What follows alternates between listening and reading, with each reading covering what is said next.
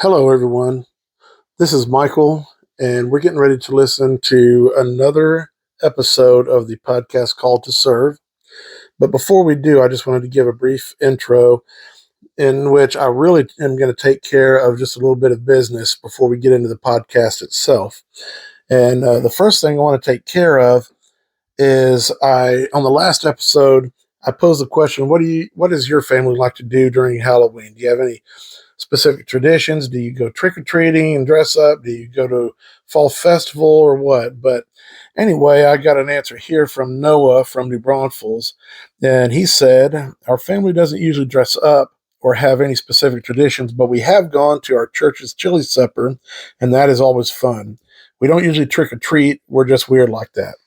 Well, Noah, first of all, thank you for responding to that question. And also just want to tell you, well, if you're weird like that, then so am I, because we've seen y'all there. We've been at those chili suppers, and they're a whole lot of fun. It's been a little while since we've done that one, and we have actually done other things as well. But the chili supper is an amazing time. So thanks again, Noah from New Braunfels, for sharing that with us. And the next order of business that I would like to go to is the contest that we've had. For those of you who don't remember or may not have listened to it yet, we have a contest going that has to do with a phone number that's associated with the Call to Serve podcast.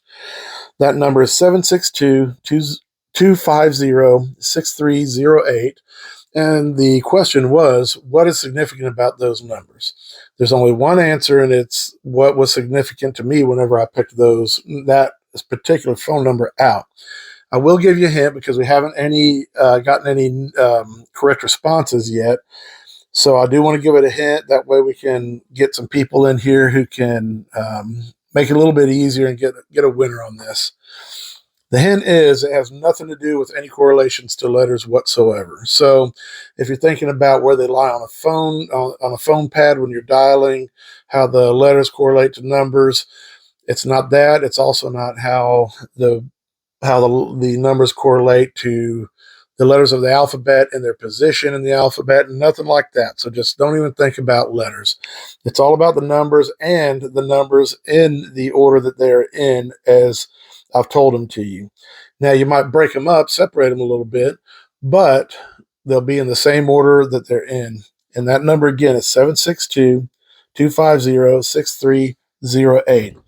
So you can call or text that number. When you call, just leave a voicemail and let me know who you are. Make sure whenever you do, at least let me know who you are in a way that I can get a hold of you. That way, if you are the winner, I can make sure and get you that card. The other thing you need to do, aside from being the first to have the correct answer, is you need to be a subscriber to our podcast on any platform. And we're on almost every platform out there. So just subscribe on your favorite listening platform. And the other thing is please follow us on Facebook and Instagram. Anyway, let us know what you think. We're going to start this episode up. Also, keep in mind during this episode, there's a few times we're on location and it's live, or it was recorded live among all the people that were there on location as well. So there'll be a little bit of background noise, but that's the way it is. It was not a studio, and it actually made for a little bit of fun there. You'll hear us laugh a little bit as people that are away from the microphone are trying to mess us up a bit, but it was all in good fun. I really hope y'all enjoy. Have a great time, and as always, be thinking about how you might be called to serve.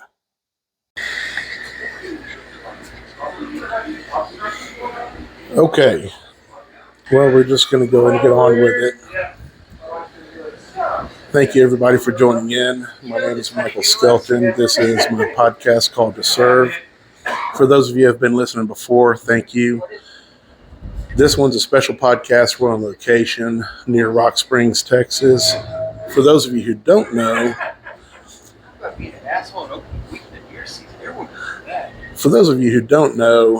this is opening weekend for rifles for whitetail. So I want to talk a little bit about that with some of the guys I'm out here with. And I also want to interview a few special guys and just ask them a few things about some of the stuff they're doing to serve. Kids are like, as you know, that's what this podcast is all about. It's about what we can do to serve others. It's about how we can reach out and do something that's a little bit bigger than ourselves. So without further ado, I'm going to talk to a guy named Dave real quick in just a second. You ready? These are pretty cool. Yeah, I like it. We're These going. are pretty cool. So one of the several guys that's out here with us at our cabin near Rock Springs, his name is Dave, and he's flown in from Virginia. Dave is a real good friend of ours out here, and he loves coming out and hunting. So you want to tell us, just to introduce yourself for us, Dave? Sure. My name is Dave Keuhner. I'm the founder and CEO of a company called One Family Brewing out of Virginia, and our nonprofit is One Family Gives out of Virginia as well. And so we're been around for about 3 years.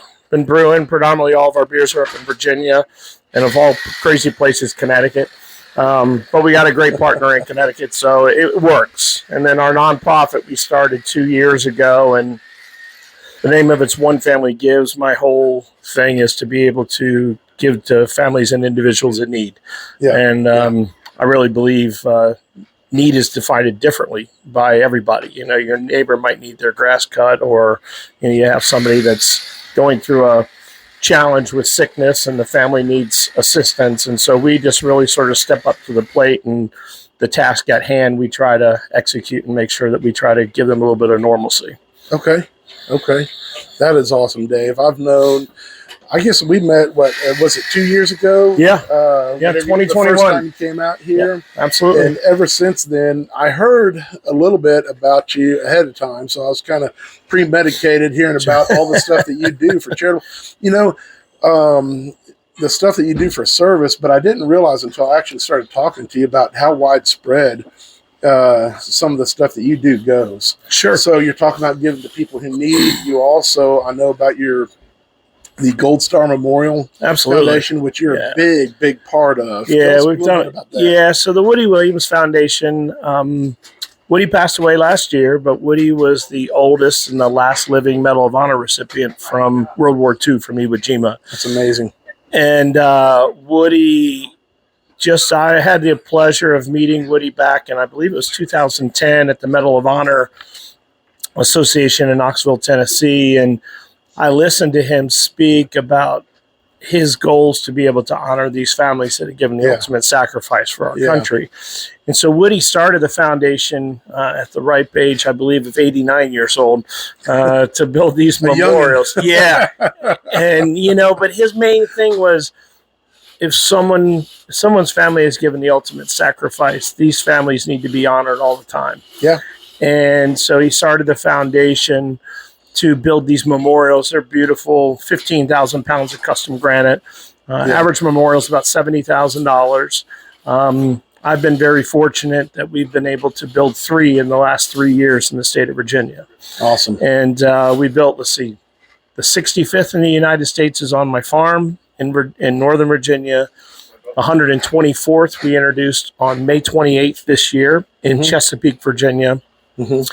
And then another one that's super special to me, because my son actually led the efforts to raise the money, and I told him it was his project. It wasn't Dad. Dad would be the wingman. And so he raised $69,000 in 89 days, and we dedicated the 128th memorial in the United States in Lexington, Virginia. So basically, you are passing on the legacy of service. Absolutely. I mean, not only are you doing it, but you're raising your kids, and they're doing the same thing. That's awesome. 100%.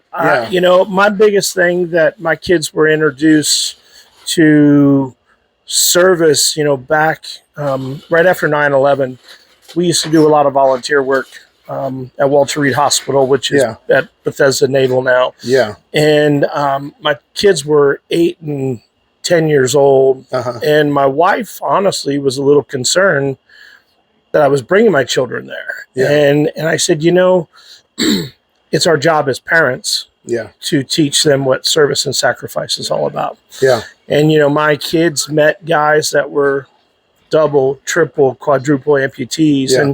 And, this is at the peak of the war, and things were pretty bad. Yeah. And, but what we figured out very quickly is that while they might not have legs, they're no different than us. They just decided to raise their hand and do something that a lot of Americans anymore don't do. Yeah. And, as time was going on, my kids really just wanted to do more, learn more. Both of them are on the path of medical. My son wants to be an orthopedic surgeon because of a Marine that he had met that was a double amputee. And, they used, I think at that time, truthfully, I think that they sort of both enjoyed each other's time. Here was a 10-year-old playing Xbox with a guy that just wanted to like hang out and be normal. And that's something that we hear all the time. I mean, whenever we're called to serve somebody or a group or whoever it is, almost virtually every time you hear about, well, I was blessed too. I went to serve and I got blessed. Yep. And that's what it sounds like has happened there. Another thing I want to touch on is talking about the kids at a young age. You got them started going to Walter Reed and seeing things that most kids at that age don't see right, and get to experience. And understandably, parents are concerned. They think, because we want to protect our kids, and I get that. Yep. But what we don't know and what a lot of parents don't realize is it's actually oftentimes a good thing. Oh, our children can handle a lot more than we realize. 100%. And not only can they handle it, but it ends up being something good. They experience and they see things. They see the realities of life and the realities of war and the realities of things. And they also get to experience what our service does for other people. Yep. Well, my son and my daughter both wrote my son for his medical school applications and my daughter for her nursing school, both wrote their personal statements about their experience as young children. Yeah. And it was, they explicitly said Corporal Christian Brown that we hung out with at Walter Reed Hospital. Yeah. They know the names. They know what these men and women have been through. Yeah. And they've seen it firsthand right in front of them. And, for me, as a parent, you're sitting there going, man, they were really paying attention. This is pretty cool. Yeah. Because you don't know, it's like, all right, they're 8, 9, 10 years old. You're going, are they just like following dad? Yeah. Just like, all right, let's go. This is going to be boring, but it's like, they actually paid attention. They were doing, and so now it's carrying on even more. And that says a lot because truly, they don't, for the kids to understand names of someone they met in a hospital whenever they're 8. Yep. That kind of thing doesn't usually happen, but it shows it made an impact on them. 100%. And I know that's something that they will take on within the rest of their lives. I mean, my son just literally, so he'll graduate from college this May. And my son just invited that Marine to pen him for second lieutenant because he's Army ROTC. That is awesome. Now, the Marine also gave him a little bit of hell, a little bit going, you're Army, that. So it's, and from one Marine here, I get it. You got to. We love everybody, but you still got to give somebody some crap about if they're in another 100%. service, Army, Navy. We give it back and forth, but it's all in good love. It's absolutely. All in love, well, and that's just it, and I think that people now, less than 2% of Americans serve their country today. Yeah.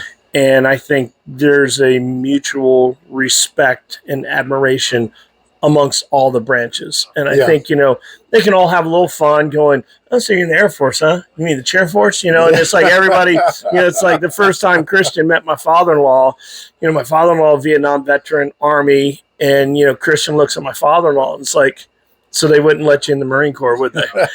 And my father-in-law was just like, what do I say to the guy with no legs? And I was like, anything you want, because he can't come and get you. And those two just were like going at it. And I was like, and you know what? He was able to take it, wasn't he? Absolutely. He right 100%. 100%. Well, listen, I want to ask you something else. You mentioned about it was what, the 64th? Was that the one that was put on your property? 65th. 65th. Yep.